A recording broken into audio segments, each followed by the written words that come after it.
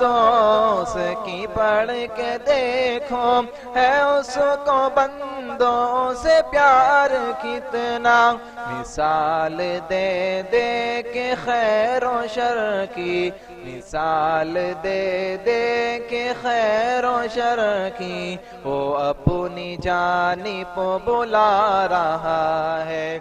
وبرکاتہ۔ ان الحمد للہ نحمده ونستعینه ونستغفره ونعوذ باللہ من شرور انفسنا ومن سیئات اعمالنا، من يهده الله فلا مضل له ومن يضلل فلا هادي له، واشهد ان لا اله الا الله وحده لا شريك له، واشهد ان محمدا عبده ورسوله، اما بعد فان خير الحديث كتاب الله، وخير الهدي هدي محمد صلى الله عليه وسلم، وشر الأمور محدثاتها، وكل محدثة بدعة، وكل بدعة ضلالة، وكل ضلالة في النار۔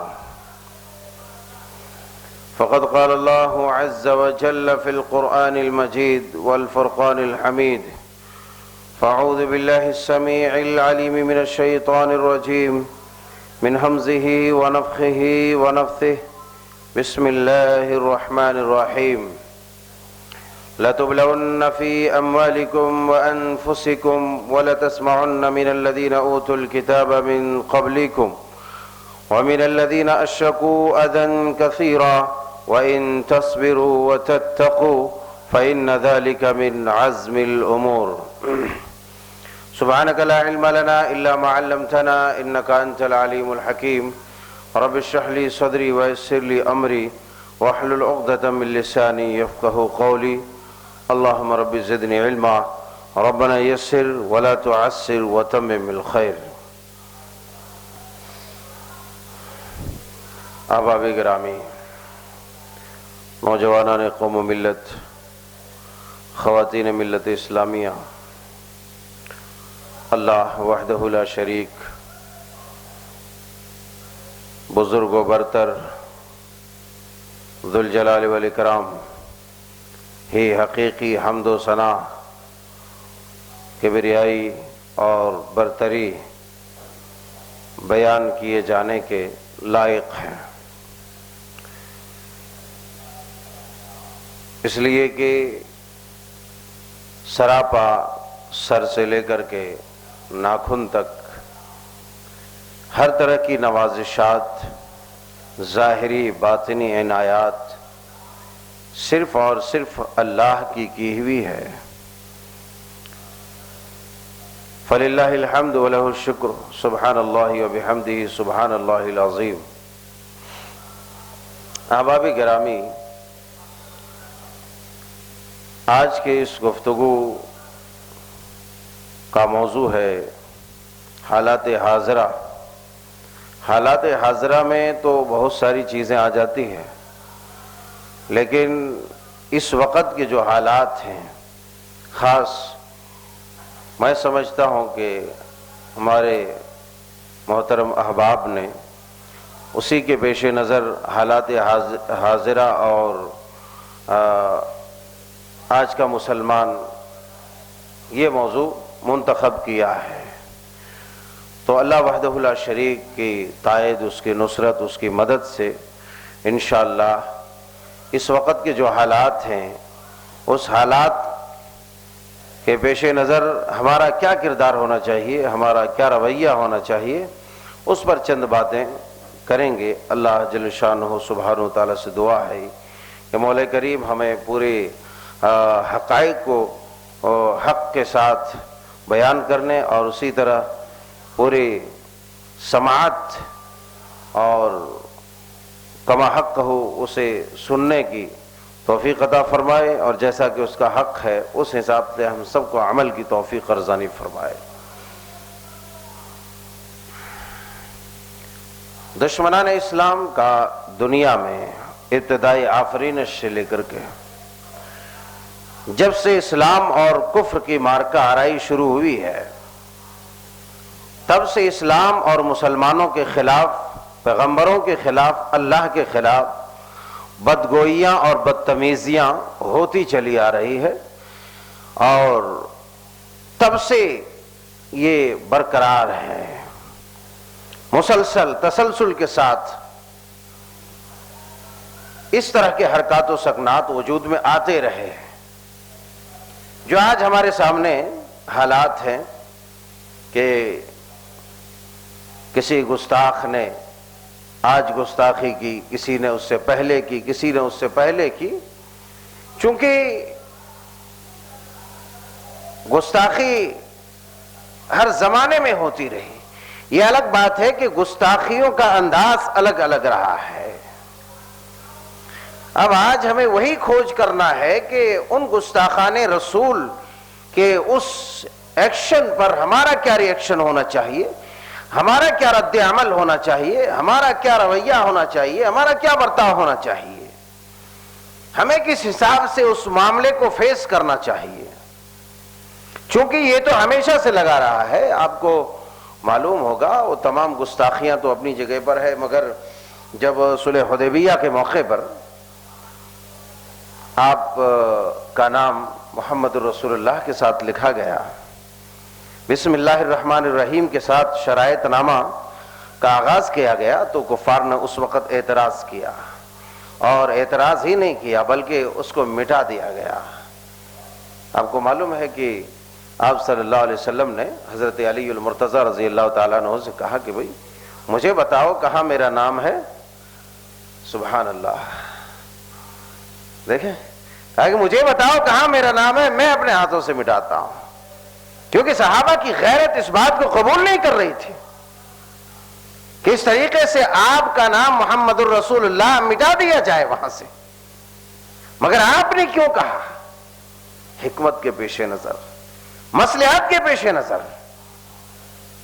مصلحت کو ہم جب بھی نظر انداز کرتے ہیں، حکمت کو جب بھی نظر انداز کرتے ہیں، کہیں نہ کہیں ہم ہار جاتے ہیں اور کہیں نہ کہیں ہم مار کھاتے ہیں۔ اسی لیے علم کے ساتھ حکمت کا ہونا بہت ہی ضروری ہے، علم کے ساتھ تقوی کا ہونا بہت ضروری ہے، اور تقوی کے ساتھ بھی حکمت کا ہونا بہت ضروری ہے۔ محبت رسول اللہ اور اس کے رسول کی محبت ہم سب کے لیے لازم ہے، ہم سب کے لیے واجب ہے۔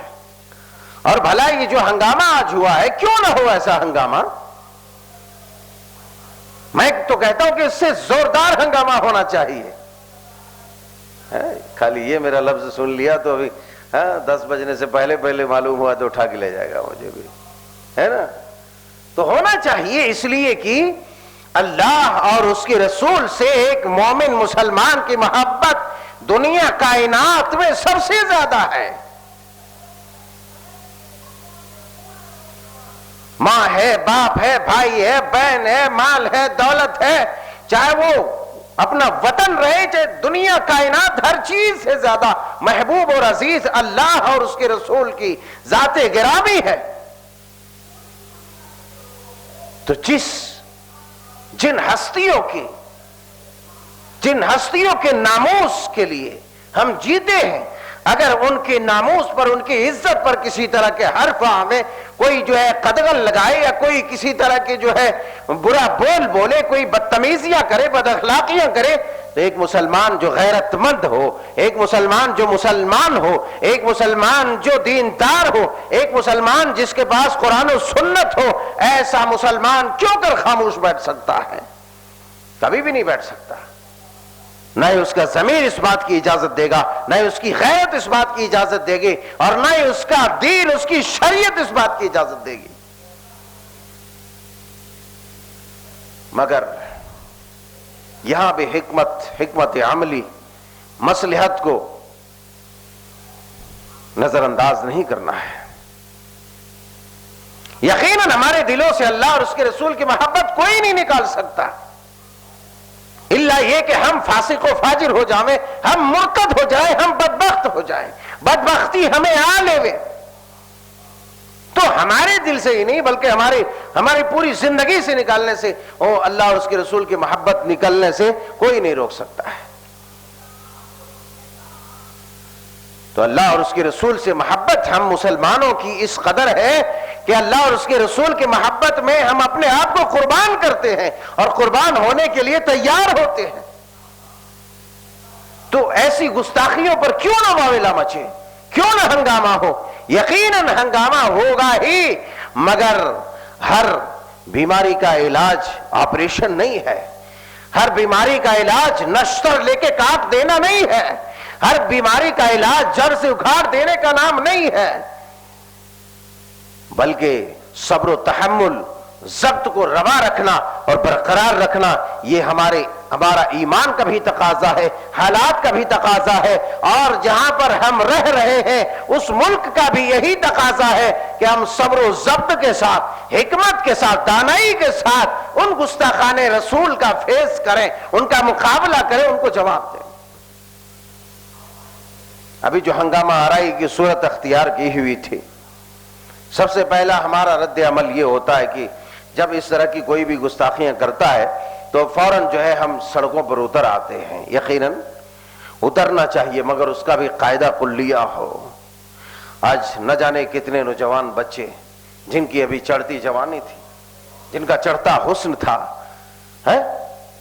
جن کی خوبصورتیاں ابھی انگڑائیاں لے رہی تھی, جن کے اندر ایک جذبہ تھا, ایک ولولہ, ایک نئی امنگیں پیدا ہو رہی تھی, اور ہر طرح کی جو ہے آرائش سے وہ مزین ہونے کے قریب تھا, ایسی صورت میں ان کو جیلوں کے سلاخوں کے پیچھے ڈالا گیا. یہ واقعی پریشان کن بات ہے, یہ واقعی دکھ اور درد کی بات ہے. مگر ایسی صورتحال کیوں پیدا ہوئی؟ کیوں پیدا ہوئی؟ ہماری نادانیوں کی وجہ سے پیدا ہوئی. ہماری نادانیاں ہے یہ. ہم چاہتے ہیں کہ ہر صورت میں ہنگامہ کیا جائے. نہیں, ہر صورت میں ہنگامہ کیا جائے نہیں, ایسا نہیں ہے. ہم مسلمان ہیں, ہم مسلمان ہیں, اور اللہ تبارک و تعالیٰ نے اس بات کو واضح کیا ہے کہ لَتُبْلَوْنَ فِي أَمْوَالِكُمْ وَأَنفُسِكُمْ وَلَتَسْمَعُنَّ مِنَ الَّذِينَ أُوتُوا الْكِتَابَ مِنْ قَبْلِكُمْ وَمِنَ الَّذِينَ أَشْرَكُوا أَذًى كَثِيرًا, کہ البتہ ضرور بضرور, ڈبل تاکید لا کر کے, لام تاکید, نون تاکید, لام بھی تاکید کے لیے, نون بھی تاکید کے لیے لا کر کے اللہ تبارک و تعالی نے بیان فرمایا, اے مومنو, اے مسلمانوں, لَتُبْلَوْنَ فِي أَمْوَالِكُمْ وَأَنفُسِكُمْ, البتہ ضرور بضرور تم آزمائے جاؤ گے, تم آزمائش میں مبتلا کیے جاؤ گے. کیسی آزمائش؟ فی اموالکم, تمہارے مال تباہ ہو جائیں گے, تمہارے مال لوٹ جائیں گے, تمہارے مال جو تمہیں مال خوب عطا کر دیا جائے گا, بے پناہ مال عطا کر دیا جائے گا, تم اس مال کو کہاں لٹا رہے ہو, کہاں خرچ کر رہے ہو, یا پھر جو ہے مال کسی طریقے سے ضائع ہو گیا, برباد ہو گیا, تمہارے مال کے اعتبار سے بھی آزمایا جائے گا.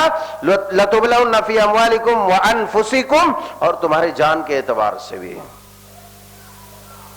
کبھی بیمار ہو جاؤ گے, کبھی کسی حادثے کے شکار ہو جاؤ گے, تمہارا قریبی کوئی کبھی مر جائے گا, کبھی کچھ ہو جائے گا, کبھی کچھ ہو جائے گا, تمہارے جان کے معاملے میں بھی آزمایا جائے گا. وَلَتَسْمَعُنَّ مِنَ الَّذِينَ أُوتُوا الْكِتَابَ مِنْ قَبْلِكُمْ, اور البتہ ضرور بضرور تم یہ بھی سنو گے یہود و نصارہ سے, یہود و نصارہ سے تم گالیاں سنو گے, ان کی ان کی ایذا رسانیاں ہیں, دشنام ترازیاں ہیں, ان کی بدبختیاں ہیں, ان کے بکواس ہیں, حفوات ہیں, ان کی گستاخیاں ہیں, یہ تمام چیزیں ہیں, ان کی طرف سے تمہیں تکلیف ہوں گی, اہل کتاب سے, یہود و نصارہ سے.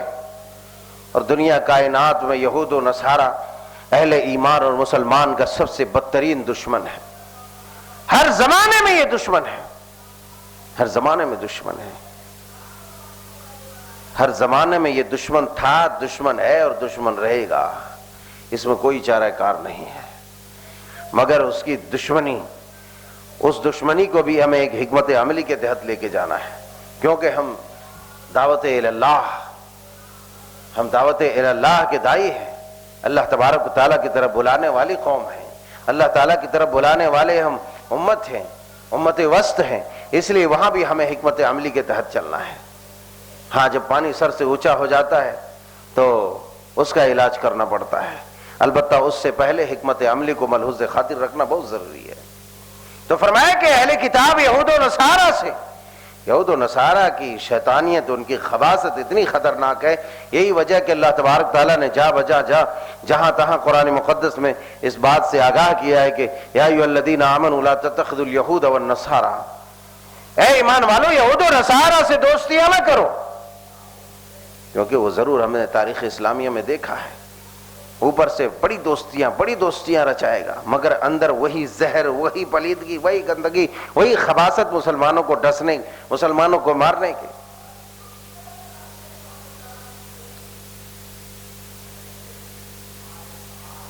یہود و نصارہ بالکل سانپ کے مانند ہے.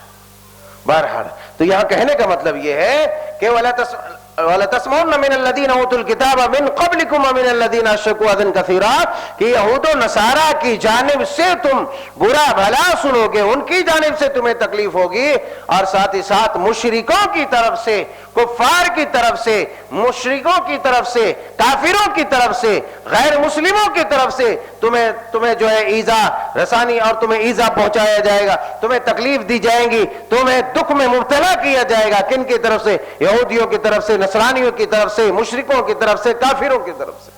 یہ تو اللہ تبارک تعالیٰ بیان فرمایا. ہاں لیکن ان تمام چیزوں میں ہمیں کرنا کیا ہے؟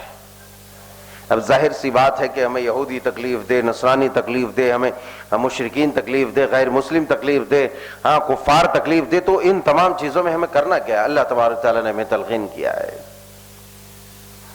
وَإِن تَصْبِرُوا وَتَتَّقُوا فَإِنَّ ذَلِكَ مِنْ عَزْمِ الْأُمُورِ. اے اہل ایمان کہ اگر تم صبر اختیار کرو، وَإِن تَصْبِرُوا وَتَتَّقُوا، اور تقوی اختیار کرو، فَإِنَّ ذَلِكَ مِنْ عَزْمِ الْأُمُورِ، تو یہ تمہارے لیے سب سے بڑا عمل ہے. کیا ہے؟ سب سے بڑا عمل ہے. اور یہ دونوں ہی خوبیاں ہمارے اندر نہیں ہیں، یہ دونوں ہی خوبیاں ہمارے اندر نہیں ہیں، ہماری ذات کے اندر بھی نہیں ہے. ارے ہمارے اپنے گھرانے والوں کے لیے ہی یہ نہیں ہے تو وہاں کہاں جو ہے کفار و مشرکین اور یہود و نصارہ کے بارے میں ہو. لیکن رب تعالیٰ نے فرمایا ان تمام بدباطلوں کی طرف سے تمہیں تکلیفیں پہنچیں گی، تمہیں دکھ پہنچے گا، یہ تمہیں تکلیف میں مبتلا کریں گے، آزمائش میں مبتلا کریں گے، مگر ان تمام حالات میں، تمام مراحل میں تمہیں کرنا یہ ہے کہ تم صبر کا دامن تمہیں تھامنا ہے اور پھر تقوی اختیار کرنا ہے. صرف روڈوں پر اتر کر کے گستاخ رسول کی ایک ہی سزا، سرتن سے جدا، سرتن سے، ارے اب میڈیا والا یہی ہائی لائٹ کر رہا ہے ایک ہی بات. چونکہ دیکھو یہاں پر مسلمانوں کے جو حالات اس وقت ہے، ہر زمانے میں ایسی حالات بنتی رہی ہے، ہر زمانے میں. آپ تاریخ اسلامیہ کا جب دورہ کریں گے، مطالعہ کریں گے تو آپ کو معلوم ہوگا ہر زمانے میں ایسی صورتحال، ایسی سچویشن جو ہے پیدا ہوتے رہے. اب اس میں کرنا کیا ہے؟ ہر زمانے میں جب ایسا ہوتا رہا ہے تو اس کا علاج ہمیں ڈھونڈنا ہے. گستاخ رسول کی ایک ہی سزا، سرتن سے جدا، سرتن سے جدا، یقیناً یہ ہے، یقیناً یہ ہے، یقیناً ہے. مگر ہمیں صرف مشتعل نہیں ہونا ہے، جذبے میں نہیں آنا ہے. جذبے میں آنے سے نہیں ہوتا ہے. جذبہ تب کارگر ہوتا ہے جب اس کے پاس علم اور حکمت دونوں چیزیں ہیں. ہمارے نوجوانوں میں صرف ابھی جذبہ ہے، صرف جذبہ ہے. دوڑ تو دوڑ اندھا دھون. ارے یہ کوئی فیس بک تھوڑی ہے اللہ والو، یہ زمینی کارروائی ہے، فیس بک نہیں ہے. یہ ہمارا جو آیا وہ کمنٹ کر دیا، کون پوچھنے والا ہے؟ جو آیا سو شیئر کر دیا، کون پوچھنے والا ہے؟ ہمیشہ سے دشمنوں کی یہ روش رہی ہے کہ مسلمانوں کو مشتعل کیا جائے، یعنی ان کے جذبات کو بھڑکایا جائے، ان کے جذبات کو بھڑکایا جائے، ان کے اس جذبے کو بھڑکا کر کے ان کو اس طرح مجبور کیا جائے کہ وہ کوئی ایسی حرکت کرے جو معقول ہمارے لیے عذر اور بہانہ بن جائے، اس پر حملہ کرنے کا. آج بھی وہی روش اختیار کی جا رہی ہے، مگر مسلمانوں کا یہ نونہال یہ سمجھنے سے قاصر ہے، مسلمانوں کی یہ نئی نسلیں اس بات کو سمجھنے سے قاصر ہے. بھڑکایا جا رہا ہے. ارے ایک سے ایک یہاں مدے ہیں اللہ والو. یہ کوئی میں صرف سیاسی بات نہیں کر رہا ہوں، یہ علم و حکمت کی بات ہے. ایک سے ایک سیاسی مدعے یہاں پر ہے.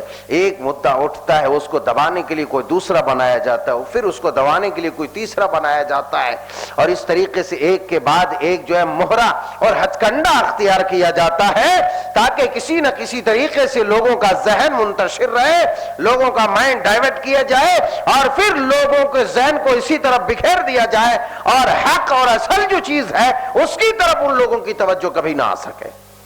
ابھی ایک سے ایک مدعا پڑا ہوا ہے، مگر ابھی چند دن کی ہی بات ہے.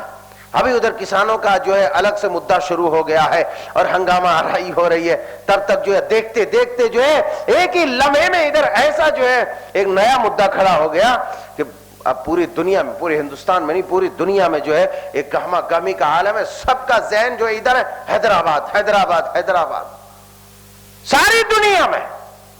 اب دیکھیے کتنے نوجوان جیل چلے گئے، ان کی چڑھتی جوانی برباد ہوگی. ٹھیک ہے، احتجاج کرو، پروٹیسٹ کرو، ریلیاں نکالو، سب کرو، جاؤ لڑنے چلے جاؤ، اگر ویسا سچویشن ہے تو جاؤ.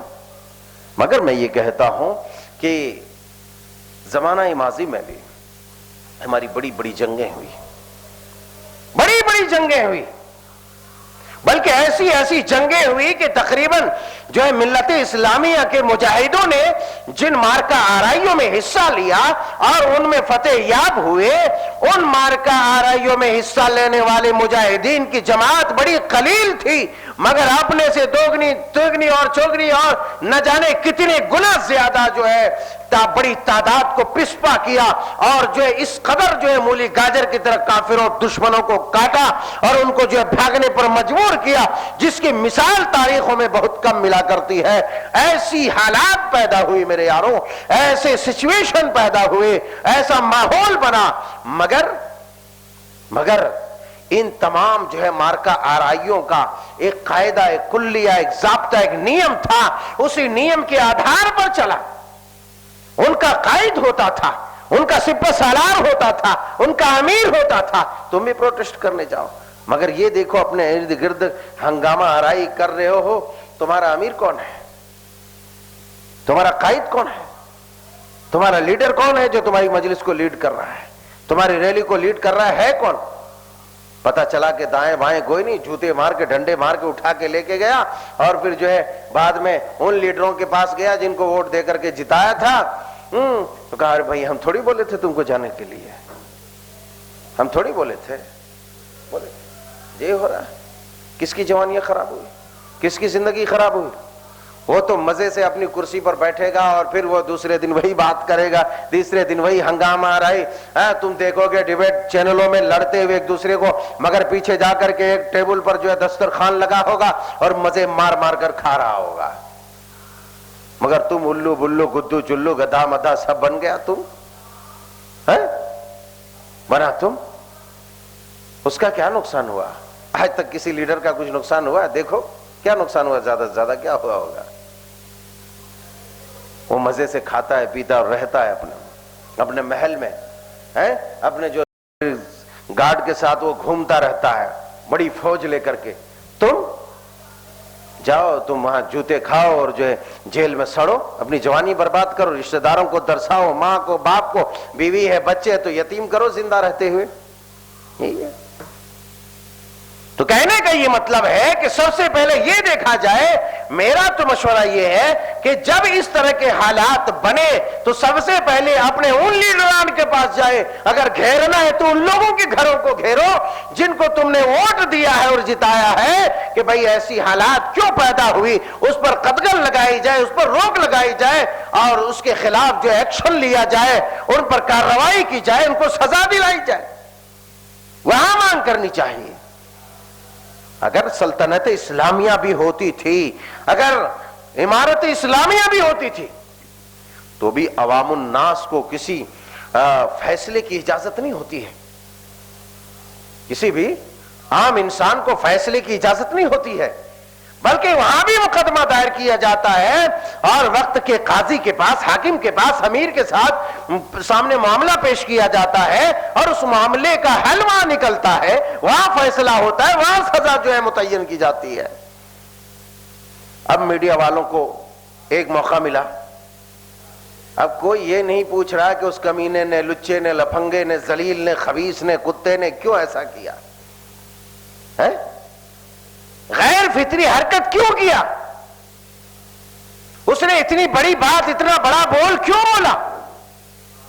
یہ کوئی نہیں پوچھ رہا ہے. سب کیا پوچھ رہا ہے؟ اے فلاں خان صاحب، اے فلاں خان صاحبہ، اے چلانے، اے یہ اے وہ. ان سے یہی پوچھ رہا ہے کہ اس نے لگایا گستاخ نبی کی ایک ہی سزا، سرطن سے جدا، سرطن سے جدا ایک مہرہ مل گیا. ہر ایک کو وہی پوچھ رہا ہے بار بار. اس پر آپ کو کیا کہنا ہے؟ ایسا کہنا چاہیے کیا ہے؟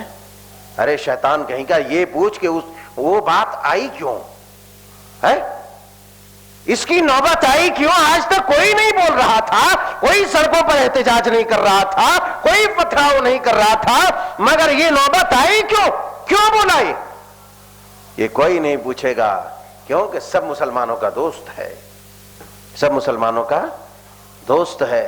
میں تو کہوں گا اس وقت یہ جو شیطان کی، شیاطین کے جو اولاد ہیں، یہ یہود و نصارہ سے بھی دشمنی میں زیادہ آگے بڑھ گئے، زیادہ آگے بڑھ گئے. مگر ہمیں کرنا کیا ہے ان تمام حالات میں؟ ہمیں کرنا ہے یہ جو آیت کریمہ ابھی میں نے پڑھا، اس کی تفسیر میں صحیح بخاری کتاب التفسیر میں روایت موجود ہے، جس میں آپ علیہ السلام کا بڑا ہی عمدہ اور آپ کا بڑا ہی جو ہے، چونکہ آپ انک لعلی خلق عظیم، آپ اخلاق کے سب سے بلند مرتبے پر فائز تھے، تو آپ کے اخلاق حسنہ کا تذکرہ ہے صحیح بخاری کتاب التفسیر میں. کیا ہے؟ جس میں یہ بیان فرمایا کہ آپ علیہ السلام حضرت سعد ابن عبادہ رضی اللہ تعالیٰ عنہ، کون؟ سعد ابن عبادہ رضی اللہ تعالیٰ عنہ، یہ بیمار ہو چکے تھے. بنی حارث بن خزرج یہ بڑے سرداروں میں سے ہیں، سعد ابن عبادہ رضی اللہ تعالیٰ عنہ، اسید ابن حضیر رضی اللہ تعالیٰ عنہ، اس طرح کے سرداران. تو بہرحال سعد ابن عبادہ رضی اللہ تعالیٰ عنہ کے یہاں آپ عیادت کے لیے جا رہے تھے. تو راستے میں وہ عبداللہ ابن عبے جو ابھی مسلمان نہیں ہوا تھا، مطلب مسلمان کیا، وہ تو ہمیشہ کافر ہی تھا، ہمیشہ وہ کافر ہی تھا. عبداللہ ابن عبے جو رئیس المنافقین ہے، منافقوں کا سردار، اس وقت اس نے اسلام کا اظہار نہیں کیا تھا. بہرحال راستے میں بیٹھا ہوا تھا، ان کے ساتھ یہودی بھی تھا اور جو ہے مشرکین بھی تھا، بس گٹ بندیاں ہو رہی تھی. اب باغی جو جماعتیں ہوتی ہے نا، تو ان کی گٹ بندیاں چلتی رہتی، یہاں وہاں سازشیں کرتے رہتا ہے. بہرحال بیٹھا ہوا تھا، نبی محترم علیہ السلام کی سواری گزر رہی تھی، تو آپ کی سواری سے جو گرد اٹھی، اس گرد پر جو اس نے ناگواری کا اظہار کیا. نبی صلی اللہ علیہ وسلم جو ہے کمال اخلاق کے ساتھ آپ اس کے سامنے آپ نے اسلام کی دعوت پیش کی. اسلام کی دعوت پیش کی تو اس گستاخ رسول نے بہت بڑی گستاخی کی، آپ کے اوپر جو ہے گستاخانہ کلمات کہے، آپ کو برا بھلا کہا، اور قریب تھا کہ آپ کے ساتھ جو مسلمان تھے، جو صحابہ تھے، ان لوگوں میں جو ہے بڑی لڑائی چھڑ جاتی. یہ میں کہاں کی بات کر رہا ہوں؟ میں کہاں سے بات کر رہا ہوں؟ یہ صحیح بخاری کتاب التفسیر سے اس آیت کی تفسیر جو میں نے ابھی سورہ آل عمران کی آیت پڑھی، اس کا ترجمہ آپ کو سنایا، اس آیت کی تفسیر میں ہے. تاکہ قریب تھا کہ دونوں میں جو ہے لڑائی ہو جاتی، دونوں گٹوں میں. مگر نبی کائنات علیہ الصلوۃ والسلام چونکہ حکمت و دانائی کے پیکر، انسان کامل، محسن انسانیت، فوراً آپ نے کہا ٹھہر جاؤ، رک جاؤ. فوراً مسئلے کو حل کیا، کہا ٹھہر جاؤ، ہاتھا پائی نہیں، لڑائی جھگڑا نہیں، بس مسئلے کو سلجھا کر کے وہاں سے نکل گئے. حضرت سعد ابن عبادہ رضی اللہ تعالیٰ عنہ کے مکان میں تشریف لے گئے. سعد ابن عبادہ رضی اللہ تعالیٰ عنہ سے پوری ہسٹری، پوری کہانی جو ہے آپ نے کہہ دیا کہ بھئی ایسا ہوا رستے میں. سعد ابن عبادہ رضی اللہ تعالیٰ عنہ نے کہا کہ اے اللہ کے رسول صلی اللہ علیہ وسلم، دراصل وہ آپ سے بغض اس لیے رکھتا ہے، آپ سے حسد وہ اس لیے کرتا ہے، آپ کے ساتھ گستاخیاں اس لیے کرتا ہے کہ آپ کی آمد سے پہلے یہ پورے مدینے، پورے یثرب کا انہیں سردار بنایا جانا تھا، اور یہ کوئی عام نہیں بلکہ سونے کی تاج پوشی کی جانی تھی، اس کو سونے کا تاج پہنایا جانا والا تھا. اب ظاہر سی بات ہے آپ کے آنے کے بعد اس کا خواب پورا ٹوٹ گیا، اس کے ارمان بکھر گئے، اس کے سپنے جو ہے ٹوٹ گئے، تو ظاہر سی بات ہے آپ کے خلاف تو اقدامات کریں گے۔ اسی لیے اس کے یہاں آپ کے خلاف حسد، بغض و عناد ہے، لہذا آپ عفو و درگزر سے کام لیں، آپ عفو و درگزر سے کام لیں۔ مجھے بتلاؤ، یقیناً آپ کی تاریخ میں، آپ کی سیرت میں، آپ کے قرآن و حدیث کا یہی فیصلہ ہے کہ گستاخ رسول کی ایک ہی سزا ہے کہ اس کا سر قلم کر دیا جائے، اس کو کاٹ دیا جائے، اس کو مار دیا جائے، اس کو جو سزائے موت تجویز کی جائے اس کے لیے۔ لیکن حالات دیکھا جائے گا، کیا ہم اس سچویشن میں ہیں کہ ڈائریکٹ جو ہے ہم تلوار نکال کے کسی کی گردن کاٹ دیں؟ ہے؟ نہیں ہے۔ ہمارے ملک کا قانون، یہاں کے آئین اس بات کی اجازت دیتا ہے ایسی حرکت کرنے کی؟ نہیں دیتا ہے، نہیں دیتا ہے۔ تو قرآن و حدیث میں تمام حکمتیں موجود ہے کہ ہمیں کیسے ان چیزوں کا سامنا کرنا ہے، فیس کرنا ہے۔ ہنگامہ آرائی کے بغیر وہاں ہنگامہ آرائی ہو گئی۔ ظاہر سی بات ہے کہ ایک غیرت مند مسلمان ایسی بات کو سننے کے بعد خاموش نہیں بیٹھ سکتا۔ صحابہ نے بھی سنا آپ کی شان میں گستاخی کے، لڑنے کے لیے تیار ہو گئے، مارنے کے لیے تیار ہو گئے، مگر جو ہی رسول نے دیکھا علیہ الصلوۃ والسلام حکمت عملی اختیار کیا اور آپ نے اس جھگڑے کو جو شانت کر دیا۔ پھر صحابی رسول ایک بڑے سردار کے پاس جانے کے بعد بڑے سردار نے بھی یہی حکم کیا، یہی مشورہ دیا کہ اللہ کے رسول صلی اللہ علیہ وسلم عفو درگزر سے کام لیا جائے۔ میں یہ نہیں کہتا ان گستاخان رسول کو معاف کیا جائے، مگر میں یہ کہتا ہوں کہ قرآن و سنت کے دائرے میں رہتے ہوئے ان کے لیے سزا کی مانگ کی جائے، ان کے اوپر مقدمات چلائے جائے، ان کے لیے جو احتجاج اور ریلیاں کیا جائے، مگر قانون کے دائرے میں، شریعت کے دائرے میں، ہنگامہ آرائی نہیں، توڑ پھوڑ نہیں۔ اس لیے کہ دشمنوں کو موقع یہ ملتا ہے اسلام کو بدنام کرنے کا، رسول کو بدنام کرنے کا، دین کو بدنام کرنے کا، شریعت کو بدنام کرنے کا، انہیں یہ موقع ملتا ہے۔ اور اس موقع کو پا کر کے آپ نے یہ بھی دیکھا ہوگا کس طریقے سے مسلمانوں کو بدنام کیا جاتا ہے۔ ریلیوں کے پیچھے سے پتھر اٹھانے والا کوئی شیطان اس کا شیطان ہوتا ہے، مگر بدنام مسلمان ہوتا ہے۔ آخرکار ماحول اتنا خراب ہوتا ہے کہ پولیس والوں کو لاٹھی ڈنڈے کی جگہ بعض دفعہ جو ہے فائرنگ کرنا پڑتا ہے، اور کبھی جانتے ہوئے، کبھی دانستہ، کبھی نادانستہ طور پر جو ہے فائرنگ کر کے مسلمان بچوں کو مار دیا جاتا ہے۔ اس کے اوپر کیا ایکشن ہوتا ہے، کیا ری ایکشن ہوتا ہے، کیا مقدمات چلتے؟ کچھ بھی نہیں، جو کہ تو ختم ہو جاتا ہے سب کے سب۔ مگر میں کہتا ہوں جان دینے کی کوئی ضرورت نہیں، شریعت نے یہ نہیں سکھلایا، شریعت کی یہ تعلیم نہیں ہے۔ یا حکمت عملی اختیار کرو، ہنگامہ آرائی کرنے سے پہلے اپنا جائزہ لو۔ جس رسول کی محبت کا دعوے دار تم ہو اور جس رسول کی محبت کا ڈنکا پیٹتے ہوئے تم وہاں توڑ پھوڑ کرنے کے لیے، میں جانتا توڑ پھوڑ نہیں کرتے، مگر یہ لفظ استعمال کیوں کرنا پڑ رہا ہے؟ کیونکہ تمہیں دیکھ کر کے دوسرا کوئی توڑ پھوڑ کرتا ہے اور بدنام تم ہوتے ہو۔ نعرے بازیاں، تم ایک دو بار تکبیر پڑھتے ہو، کوئی دوسرا نعرہ لگا لگا کر توڑ پھوڑ کرتا ہے، نقصان کس کا ہوتا ہے؟ نقصان کیوں؟ شریعت قرآن مقدس نے اس بات کی تلقین کیوں کی؟ قرآن نے یہ پیغام کیوں دیا؟ وَلَا تَسُبُّوا الَّذِينَ يَدْعُونَ مِن دُونِ اللَّهِ فَيَسُبُّوا اللَّهَ عَدْوًا بِغَيْرِ علم۔ اے اہل ایمان، اے مومنوں، اے مسلمانوں، ان لوگوں کو جو معبودان باطلہ ہیں، جو ان کے دیوی دیوتا ہیں، جن کی یہ پرستش کرتے ہیں، ان کے جو معززین ہیں، ان کے جو اس میں آستھا ہے، ان کی آستھا والوں کے، ان کے معبودوں کے، معبودان باطلہ کو تم برا بھلا نہ کہو، ان کو گالی گلوچ نہ کرو۔ کیوں؟ وجہ کیا ہے؟ وجہ یہ ہے کہ ان کا معبود جھوٹا ہے، جس میں اس کا آستھا ہے، اس کا وہ غلط ہے، اس کا نظریہ غلط، اس کا عقیدہ غلط، اس کا معبود غلط، اس کی جو ہے اس کے الہ غلط، اس کی دیویاں غلط، اس کے دیوتا سب غلط، سب بیکار ہے، سب بنے بنائے ہیں۔ مگر تمہارا جو معبود ہے وہ سب سے عظیم ہے، رب العرش العظیم ہے۔ تمہارا جو معبود ہے وہ اللہ ہے، اللہ اکبر ہے، العزیز ہے، القدیر ہے، السمیع ہے، البصیر ہے، خالق حقیقی ہے۔ تم جانتے ہو تمہارا ایمان ہے۔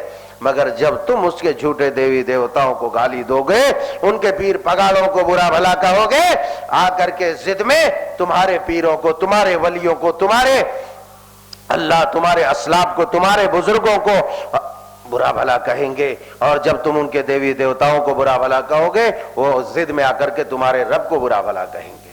اس لیے اپنے آپ کو چوکس رکھو، برا بھلا مت کہو۔ اس میں صرف ایک چیز کی تلقین نہیں ہے کہ تم برا بھلا اس لیے نہ کہو کہ جو ہے وہ تمہارے معبود کو گالی دیں گے، یہ تو سب سے بڑا جرم ہوگا ہی، مگر اس میں شانتی بھنگ ہوں گی، اس میں جو ماحول خراب ہوگا، فضا خراب ہوں گی، جو ہے معاشرے میں ہڑکم مچ جائے گا، آپسی تکرار ہوگا، خون خرابہ ہوگا، فتنہ ہوگا۔ ارے فتنہ ہر طرح کا فتنہ، الفتنہ تو اشد من القتل، فتنوں کو قتل سے زیادہ خطرناک کیوں کہا گیا؟ کیونکہ اس سے ہر طرح کی خرابیاں لازم آتی ہیں، ہر طرح کی خرابیاں۔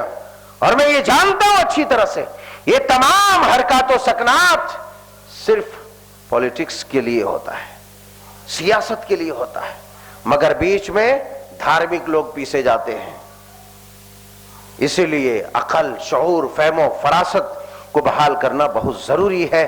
صرف جو ہے جذبے میں آ کر کے اس طرح کے ہنگامہ آرائی نہیں کرنا چاہیے، ورنہ اس سے پہلے آپ نے دیگر مقامات میں دیکھا، ہمارے رانچی میں دیکھا کیسے معصوم بچے کو مار دیا گیا، کیسے مارا۔ بچہ واپس آ سکتا ہے؟ اب یہ بھی نہیں کہ مرنے والا دیندار ہے، خالی ایک بھیڑ اکٹھا ہوئی چلا گیا، نہ اس کا کوئی رہبر ہے، نہ رہنما ہے، کہاں جا رہا ہے؟ اس لیے میں کہتا ہوں کہ بھائی کسی بھی چیز میں، شریعت میں امیر کی اطاعت کو واجب اور فرض کیوں قرار دیا؟ شریعت میں حاکم کی اطاعت، امیر کی اطاعت فرض کیوں قرار دیا؟ اسی لیے اس طرح کی خباثتوں کا سامنا نہ کرنا پڑے، جو ہے نظم و نسق برقرار رہے، مارا نہ جائے بے جا، کیونکہ جو اپنے سردار سے ہٹ جاتا ہے، جو اپنی اصلیت سے کٹ جاتا ہے، وہ ہمیشہ ہمیشہ کے لیے مارا جاتا ہے۔ یہی ہو رہا ہے آج امت کے ساتھ، یہی ہو رہا ہے امت کے ساتھ۔ جذبے میں آ کر کے، کیسا جذبہ تم لے کر کے چل رہے ہو؟ نہ تمہارے اندر دینداری ہے، نہ نبی کی سنت ہے، نہ جو ہے فرائض کا اہتمام ہے، نوافل کا اہتمام ہے، نہ قرآن کی تلاوت ہے، نہ نماز ہے، نہ روزے ہے، نہ کچھ ہے۔ کہاں چلے جا رہے ہو؟ کس راستے میں جا رہے ہو؟ پروٹیسٹ کرنے والے کرو، منع نہیں ہے، مگر تم کس لیے پروٹیسٹ کرنے جا رہے ہو؟ کسی لیڈر کے لیے؟ ارے اس نبی کی شان میں گستاخی کی ہے، تم گئے ہو پروٹیسٹ کرنے، مگر کیا تم نے فجر کی نماز پڑھی ہے، ظہر کی پڑھی ہے، عصر کی پڑھی ہے؟ تمہارے چہرے پر داڑیاں ہیں؟ تمہارا وضع قطع ایسا ہے؟ نہیں ہے۔ کچھ بھی جب نہیں ہے، تم کس لیے گئے ہو؟ بنتے ہو وفادار تو وفا کر کے بتاؤ، بنتے ہو وفادار تو وفا کر کے بتاؤ، کہنے کی وفا اور ہے، کرنے کی وفا اور ہے۔ نہ روزہ ہے، نہ نماز ہے، ارے اس نبی کے اوپر درود بھیجو، جمعہ کا دن ہے۔ اب جمعہ کے دن اتنا منع کرنے کے بعد نکلا، نعرہ لگا دیا، پکڑ کے لے گئے، ٹھوس دیا جا کے جیل میں۔ کس کا کیا بگڑا؟ کس کا بگڑا؟ تمہاری زندگی خراب ہو رہی ہے۔ نہ تم نے جو ہے تلاوت کی ہے، نہ قرآن پڑھا ہے، تمہاری زندگی میں قرآن نہیں، سنت نہیں، نماز نہیں، روزہ نہیں، زکوٰۃ نہیں، صدقہ نہیں، خیرات کچھ بھی نہیں۔ لگاؤ نعرہ، بھاگو بھیڑ میں۔ ارے کہاں بھاگے چلے جا رہے ہو؟ تباہ و برباد ہو جاؤ گے، اس لیے کہ کھوکھلے نعروں سے کچھ نہیں ہوتا۔ یہی وجہ ہے کہ بعض مجاہدین اسلام اپنے جو ہے افواج کے درمیان تقریر کرنے کے قائل نہیں تھے، تقریر کرنے کے قائل نہیں تھے، کیونکہ ایک سپہ سالار کی، ایک امیر کی ذمہ داری یہ ہوتی ہے کہ بھائی وہ افواج کو مشتعل کرے، یعنی ان کے جذبے کو بھڑکائے کہ دشمن سے کیسے مقابلہ کرنا ہے۔ مگر بعض ہم نے امیر، بعض سالار ہم نے ایسا دیکھا ہے تاریخ اسلامیہ میں کہ وہ تقریر کرنے کے خلاف تھے، اس لیے کہ صرف جو ہے لفاظی سے کام نہیں چلتا، بلکہ حقیقی جذبے سے کام چلتا ہے، اور حقیقی جذبے سے جذبہ تبھی پیدا ہوگا جب تم حقیقی معنوں میں اللہ اور اس کے رسول کی سنتوں کو، ان کے بتلائے ہوئے تعلیمات کے مطابق تم عمل کرو گے۔ میں کہتا ہوں آج ہم سے ایک مکھی کیوں نہیں مرتی ہے؟ کبھی کبھی 60 لوگ 60,000 کے تعداد کو پسپا کرتے تھے، کبھی 3,000 2 لاکھ سے زائد جو ہے کفار اور مشرکین اور جو ہے دشمنان اسلام کا قلعہ خما کرتے تھے، ان کو بھگا دیتے تھے۔ ایسا کیوں ہوا؟ اس لیے ہوا کہ ہمارے طرح مرے ہوئے گدھے کی طرح راتوں کو سوتا نہیں ہے، فجر چھوڑ چھوڑ کر 8 بجے 11 بجے اٹھتا ہے، نہ نماز ہے زندگی میں، نہ تلاوت ہے زندگی میں۔ ارے مجاہدین اسلام راتوں کو تہجد پڑھتے، تلاوت کرتے، مصلی پر بیٹھ کر کے اپنے ہاتھوں کو بلند کرتے اور بارگاہ رب العزت میں دعا کرتے کہ پروردگار تیرے دین کی سربلندی کے لیے، انسانیت کی حفاظت کے لیے، قوم کی بیٹیوں کی عصمت کی حفاظت کے لیے، دین کے اعلاء کلمت اللہ کے لیے ہم میدان میں نکلے ہیں۔ صبح کفار سے مار کا آ رہی ہے، کفار سے تکرار ہے، پروردگار تیرے سوا کوئی مددگار نہیں، تیرے سوا کوئی حامی نہیں، تیرے سوا کوئی انصار نہیں، لہذا تو ہی مدد کرنے والا ہے۔ کافر کے خلاف ہمیں جم کر لڑنے والا، فاتح بنانے والا تیرے سوا کوئی نہیں، تیرے سوا کوئی طاقت نہیں، تیری ذات عالی بابرکت ہے پروردگار۔ یہ دعا کرتے رو رو کر، گر گڑا کر، تب سورج صبح نکلتا، جنگ کا آغاز ہوتا اور سورج کے غروب ہونے سے پہلے پہلے فتح کے نقارے بج جاتے اور اللہ تبارک و تعالی ان کو فتح نصیب فرماتا۔ دنیا میں فاتح کے نام سے، غازی کے نام سے، مجاہد کے نام سے جانے جاتے۔ مگر ہمارا کیا ہے؟ ہم صرف عارضی لذتوں، عارضی خواہشوں کے پیچھے پڑے ہوئے، عارضی خواہشوں کے پیچھے۔ نہ ہماری صورت، ہماری شکل، ہمارا کردار۔ اس لیے کہا تھا گر نہیں ہے جستجوئے حق کا تجھ میں ذوق و شوق، گر نہیں ہے جستجوئے حق کا تجھ میں ذوق و شوق، امتی کہلا کر یوں پیغمبر کو رسوا نہ کر۔ نعرہ لگاتے ہو، ارے نعرہ لگانے سے ہوتا ہے؟ نعرہ لگانے سے کچھ نہیں ہوتا، واویلا مچانے سے کچھ نہیں ہوتا، امت کا نقصان ہوتا ہے۔ سارے دنیا کے وہ بھوکے درندے کتے مسلمانوں کے پیچھے ہٹ پڑا ہوا ہے تاکہ ان کو جو ہے ان کو مٹا دیا جائے، صفِ ہستی سے تباہ کیا جائے، ان کو جو ہے ان کا نام و نشان نہ رکھا جائے۔ اور تم اور موقع دے رہے، تم اور دعوت دے رہے ہو۔ ہمیں کرنا کیا چاہیے؟ ہمارے اسلاف کی زندگیوں کو پڑھنا چاہیے، مگر ہمارے پاس موقع نہیں، ہمارے پاس موقع نہیں، ہمارے پاس موقع نہیں۔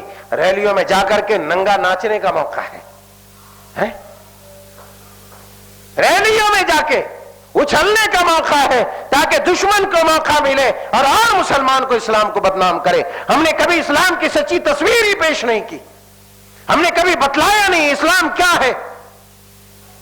آج کفار اور دشمنان اسلام اس بات پر تلے ہوئے ہیں کہ ان کے آبا و اجداد عرب سے آئے تھے، دوسرے ممالک سے آئے تھے، مسلمانوں کو یہاں اسلام لے کر آئے تھے ہندوؤں کو مارنے کے لیے، لیکن تمہیں چونکہ تمہاری تاریخ نہیں معلوم، تمہاری تاریخ تمہیں معلوم ہوتی تم بتاتے کہ ہمارے آبا و اجداد جو اس سرزمین پر آئے تو کوئی اس لوگوں کو مارنے نہیں آئے، لوگوں کو کاٹنے نہیں آئے۔ جب سن 93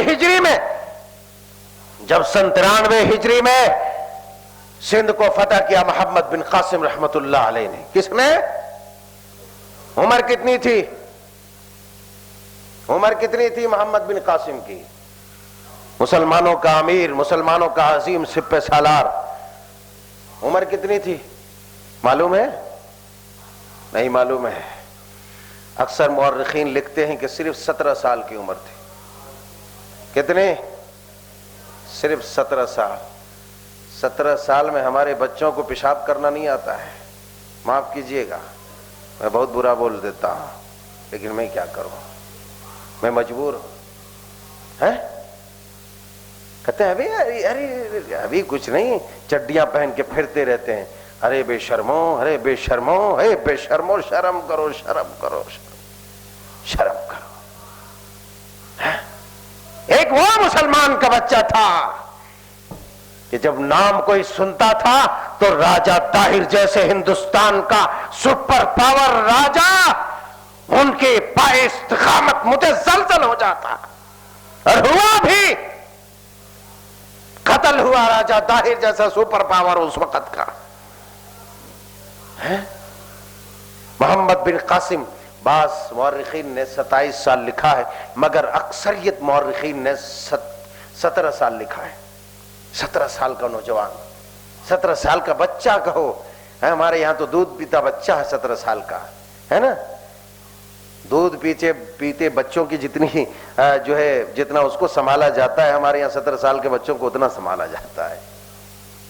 شاہین بناؤ، شاہین، اس کے اندر عقابی روح بیدار کرو، ہیں؟ عقابی روح جب بیدار ہوتی ہے جوانوں میں، ہے؟ عقابی روح جب بیدار ہوتی ہے جوانوں میں، ان کو نظر آتی ہے ان کی منزل آسمانوں میں۔ ایسا بناؤ، شاہین بناؤ، ہیں؟ 20 25 سال تک یہی سمجھتے رہتے کہ بالغ نہیں ہوا، بالغ نہیں ہوا، بالغ، تب تک بدکاریوں میں مبتلا ہو جاتے، ان کا بچہ بالغ نہیں ہوا۔ معاف کیجیے گا، معاف کیجیے گا میرے نوجوانوں، معاف کرو مجھے۔ 25 سال عمر ہو جاتی ہے، کہتے ابھی بالغ نہیں ہوا ہے۔ اے پاگلو، تمہارا بچہ کہاں جا کے کیا کیا کر رہا ہے تمہیں اس کی خبر ہی نہیں ہے، بالغ نہیں ہوا ہے۔ عقل کے دشمنوں کہیں گے، چونکہ دینی تعلیم نہیں ہے، سیرت نہیں معلوم ہے۔ پڑھو، 17 سال کی عمر ہے، 17 سال کی عمر، مگر کیا کیا؟ صرف لوگوں کو کاٹا نہیں، نہیں، جنہوں نے دشمنی کی، جنہوں نے تلوار سے تلوار ٹکرایا محمد بن قاسم کی جماعت سے، ان کو تہہ تیگ کر دیا۔ اور وہ بھی آئے کیوں تھے؟ جب بات چھڑ گئی ہے تو سنی لو، آئے اس لیے تھے وہ امیر حجاج بن یوسف، یہ سنے ہو نام؟ امیر حجاج بن یوسف، جو بدنام زمانہ ہے نا، بدنام زمانہ حجاج بن یوسف۔ حجاج بن یوسف جہاں بدنام ہے، جہاں بہت بڑے سفاک ان کو کہا جاتا ہے، کہ بہت بے درد انسان تھے اور بہت سارے علماء کو قتل کروایا۔ بہرحال وہ جانے، ان کا کام جانے، اس کا رب جانے، وہ گزر گئے ہم سے، ہم ان پر زیادہ تبصرہ نہیں کریں گے، مگر ان کی اچھائیوں کا ضرور تذکرہ کریں گے۔ وہی حجاج بن یوسف ہے۔ راجہ طاہر کے لٹیرے لشکروں نے مسلمانوں کی بہن بیٹیوں کو اور مسلمانوں کی طرف جانے والے خلیفہ دمشق کی طرف جانے والے جو ہے اس قافلے کو لوٹ لیا، مسلمان بیٹیوں کو قید کر دیا۔ مسلمان بیٹی نے جو ہے خبر پہنچائی کسی نہ کسی طریقے سے حجاج بن یوسف تک۔ کیا خبر بھیجوائی کہ بھئی ایسا ایسا ہم لوگوں کے ساتھ ہوا۔ حجاج بن یوسف نے یہ سنتے ہی فوراً کہا، لبیک یا اختی، لبیک یا اختی، لبیک یا اختی، میں حاضر ہوں، اے میری بہن، اے میری قوم کی بیٹی۔ اور پھر جو ہے وہاں سے لشکر کشی کیا، محمد بن قاسم علیہ الرحمہ کو وہاں سے بھیجا۔ 17 سال کا وہ سپہ سالار، اور آ کر کے دیول کے ساحل پر وہ بہت بڑا جو قلعہ تھا اس کو فتح کیا، پھر رفتہ رفتہ پورے سندھ کو فتح کیا، اور سندھ کو فتح کرتے ہی ان کے کردار، ان کے اخلاق، ان کے جو انصاف، ان کی رواداری، ان کی ہمدردی، اور یہ تمام کے تمام ہمدردیاں جو محمد بن قاسم رحمۃ اللہ علیہ کے اندر تھی، ان کی رہنمائی کرنے والے حجاج بن یوسف ہیں۔ میں یہ بات کہنے سے کتراتا نہیں ہوں، ان کی رہنمائی کرنے والے ہر محاذ پر حجاج بن یوسف ہے، گرچہ بدنام زمانہ ہے۔ حجاج بن یوسف کی رہنمائی پر انہوں نے سندھ کو فتح کیا، اور سندھ کے اندر امن و امان اس قدر جو ہے بحال کیا، اس قدر لوگوں کے ساتھ ہمدردی، اخوت، بھائی چارے کے رواداری کو لوگوں کے سامنے پیش کیا، لوگوں کے سامنے ایسا معاملہ کیا، بڑے سے بڑے برہمن، بڑے سے بڑے پنڈتوں نے محمد بن قاسم علیہ الرحمہ کے ہاتھ پر جو ہے اسلام قبول کیا۔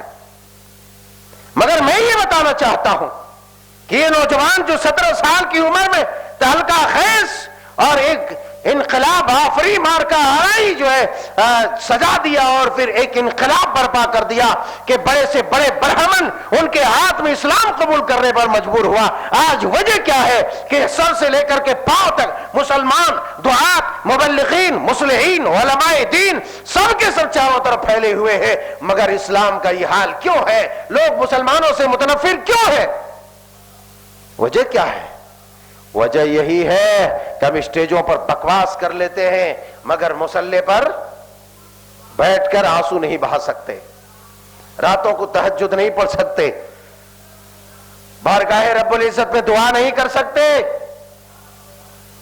ہمارا اخلاق وہ نہیں، ہمارا کردار وہ نہیں ہے. اسی لیے ہم سے لوگ متنفر ہیں کہ وہ زمانہ وہ تھا جبکہ آج سے زیادہ کٹر ہندو تھے اس وقت، آج سے زیادہ کٹر. مگر کیوں اسلام قبول کیا؟ میں یہ پوچھنا چاہتا ہوں، میں یہ بتانا چاہتا ہوں کیوں لوگوں نے جوق در جوق اسلام قبول کیا.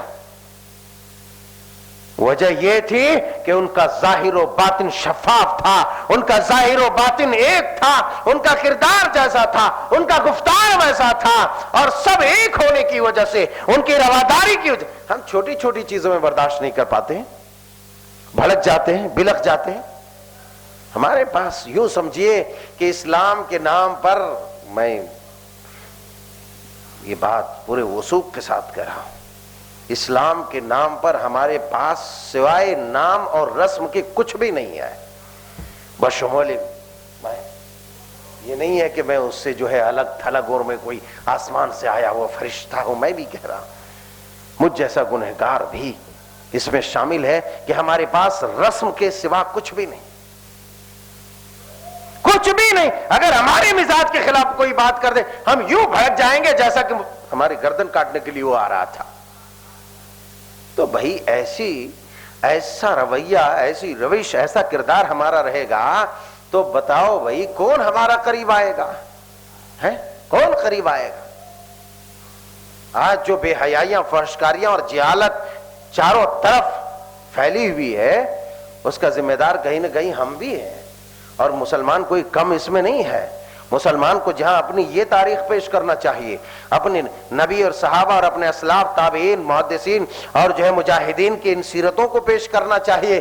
جب وہ یہ کہتے ہیں کہ مسلمان لٹیرا، مسلمان کاٹنے والا، مسلمان مارنے والا، تب مجاہدین کی یہ تصویر اگر ہم پیش کیے ہوتے تو ہمیں یہ برا دن نہیں دیکھنا پڑتا تھا. مگر خلاصہ کلام کہنے کا مطلب یہ ہے کہ صرف رسمن ہم مسلمان ہوتے جا رہے ہیں، ہمارے یہاں دین نہیں، اخلاق نہیں، ایمان نہیں، صبر نہیں، تقوی نہیں. اور رب تعالیٰ نے یہی کہا تم برداشت کرو کہ وَإِن تَصْبِرُوا وَتَتَّقُوا فَإِنَّ ذَلِكَ مِنْ عَزْمِ الْأُمُورِ. صبر کرو. صبر کب آئے گا؟ صبر جب تمہیں نماز میں صحیح طریقے سے کھڑنا آ جائے گا، نماز میں جب تمہیں دل لگ جائے گا، وضو میں دل لگ جائے گا، تہجد میں دل لگ جائے گا، تب صبر اور تقوی تمہارے اندر آئے گا. یا ہر چیز سے عاری ہیں پھر بھی جو ہم جو عاشق رسول ہیں، عاشق رسول، یہ نعرہ لگانے کا نام عشق نہیں ہے، نعرہ لگانے کا نام محبت نہیں ہے، نعرہ لگانے کا نام عبادت نہیں ہے، نعرہ لگانے کا نام دین کے پاسبانی نہیں ہے، نعرہ لگانے کا نام دین کی محافظت نہیں ہے، نعرہ لگانے کا نام دین کی صیانت نہیں ہے. دین کی صیانت اس میں ہے کہ نبی کا اخلاق پیش کریں، نبی کی سیرت پیش کریں، صحابہ کی سیرت پیش کریں، مجاہدین کی سیرت پیش کریں. ایک تو ہماری جماعت کا بھی حال کوئی بہت اچھا نہیں ہے، اور دوسری جماعت کا کہنا کیا؟ دوسری جماعت کو محرم کا مہینہ شروع ہوتے یزید یزید یزید یزید یزید، بے وقوف کہیں کا. ارے وہ تو گزر گئے. تلک امۃ قد خلت لہا ما کسبت ولکم ما کسبتم ولا تسألون عما كانوا يعملون. وہ تو امتیں تھی، گزر گئی، تمہیں ان کے بارے میں نہیں پوچھا جائے گا یزید نے ایسا کیوں کیا، حضرت حسین رضی اللہ تعالیٰ عنہ نے ایسا کیوں کیا، فلانے نے کیوں کیا، ابن زیاد نے کیوں کیا، چلانے نے ایسا کیا. تم سے کوئی ایسی بات پرس نہیں کرے گا، کوئی نہیں پوچھے گا. تم سے تمہارے بارے میں پوچھا جائے گا، دوسروں کے اعمال کے بارے میں نہیں. بہرحال قصہ مختصر، خلاصہ کلام یہ ہے کہ اس وقت کے جو حالات ہیں میرے یاروں، میرے دوستوں، میرے بھائیوں، میرے بزرگوں، اس حالات میں ہمیں صبر و ضبط کا مظاہرہ کرنا ہے. صبر و ضبط کا مظاہرہ کرنا ہے. جس ملک میں ہم رہتے ہیں اس ملک کے بھی حقیقی پاسبان ہر زمانے میں ہم ہی رہے ہیں اور انشاءاللہ آئندہ بھی رہیں گے. انشاءاللہ آئندہ بھی رہیں گے. بس ہماری کوشش یہ ہونی چاہیے. دیکھو مسلمان، میں ایک چلتے چلتے یہ بات کر دوں کہ ابھی جشن آزادی منائی گئی. جشن آزادی منایا گیا، لوگوں نے خوب دھوم دھام سے منایا. اس کا نام کیا تھا؟ امرت مہوتسو.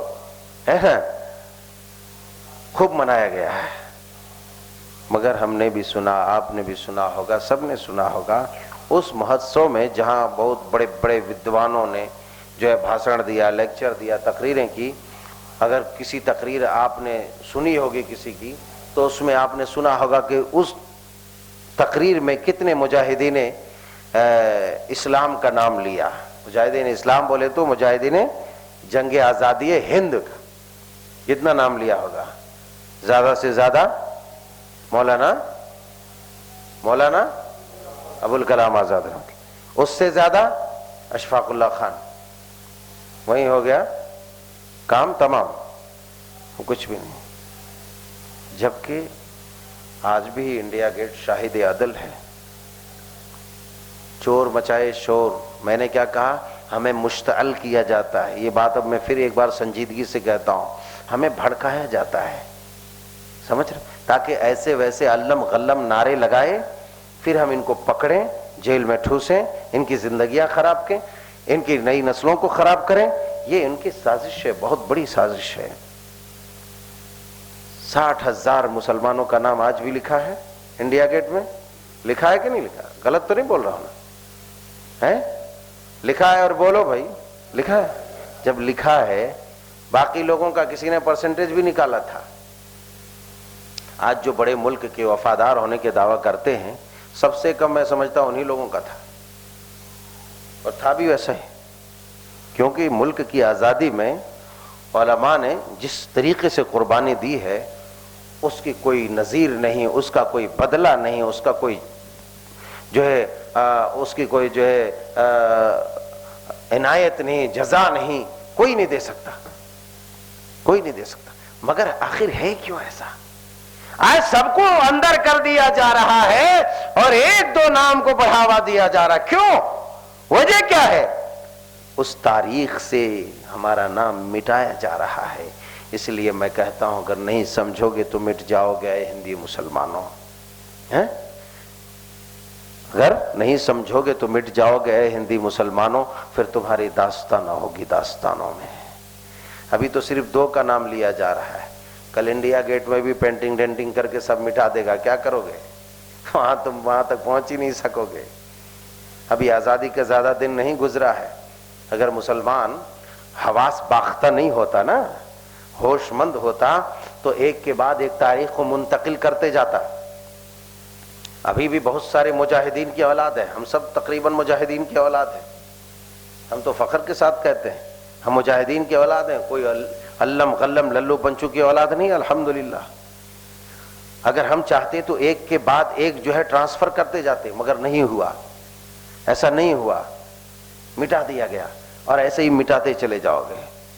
دیکھو ظلم کرنے والا ظلم کرتا چلا جائے گا، اس کا کام یہ ہے کہ تمہاری تاریخ مٹا دی جائے، اس کا کام یہ ہے تمہارے رب کے خلاف بات کرے، اس کا کام یہ ہے تمہاری نبی کی شان میں گستاخی کرے، اس کا کام یہ ہے کہ تمہاری ماں و بہن بیٹیوں کی شان میں گستاخیاں کرے، امہات المومنین کی شان میں گستاخیاں کرے، اس کا کام ہی یہی ہے، اس کا حربہ بھی یہی ہے۔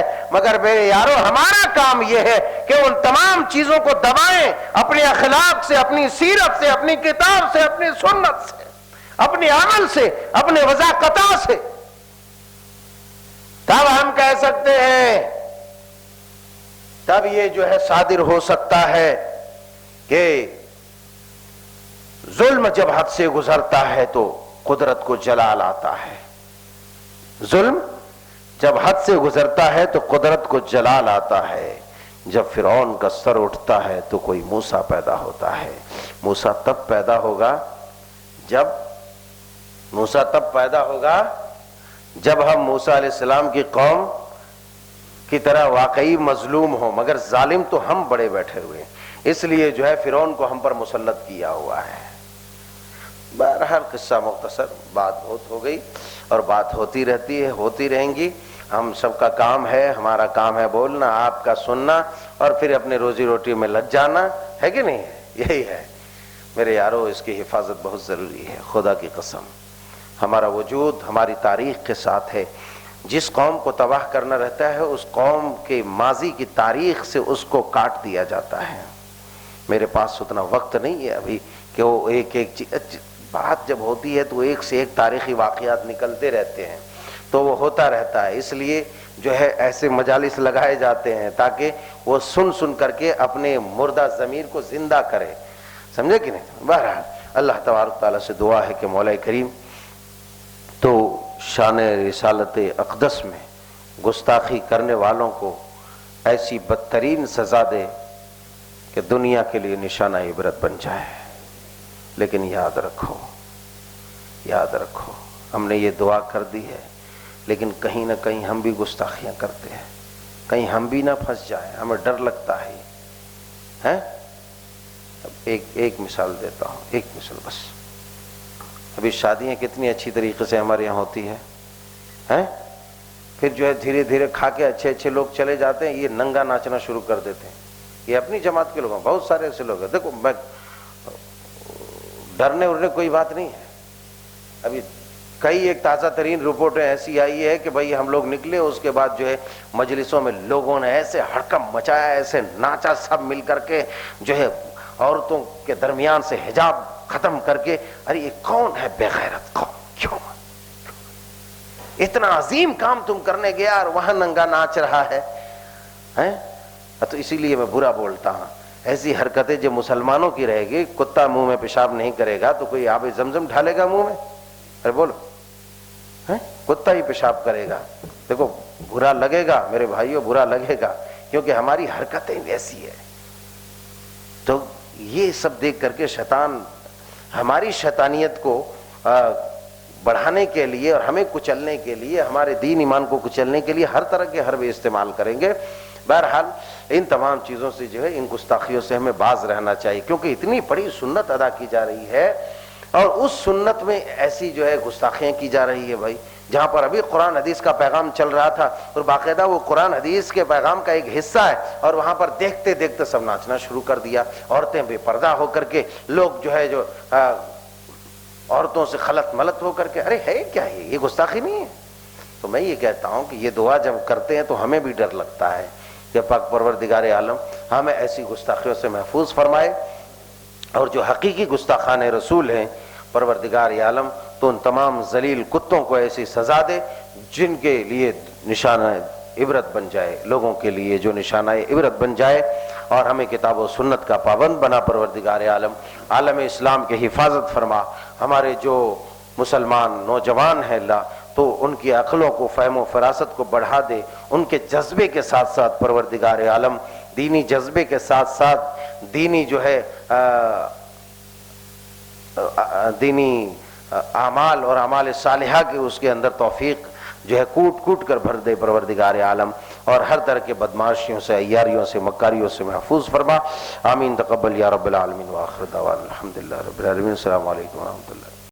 ہر ایک شے میں جھلک وہ اپنی ربوبیت کی دکھا رہا ہے.